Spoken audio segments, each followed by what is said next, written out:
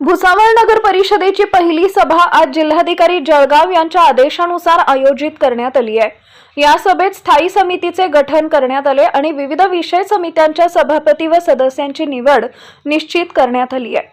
मात्र राष्ट्रवादी शरद पवार गटाच्या नगराध्यक्षा गायत्री भंगाळे, गट नेते सचिन चौधरी यांच्यासह गटातील बहुतांश नगरसेवकांनी सभेत अनुपस्थित राहून सभात्याग केला, ज्यामुळे सभेत तणावाचे वातावरण निर्माण झाले।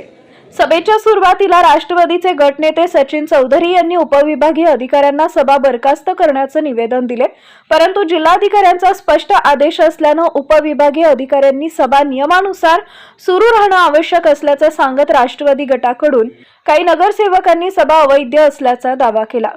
मात्र भाजपने सभा कायद्याच्या चौकटीत असल्याचे स्पष्ट करत विषय समित्यांच्या सभापती आणि सदस्यांची निवड सभात्यागानंतर उर्वरित उपस्थित सदस्यांद्वारे निश्चित करण्यात आली आहे।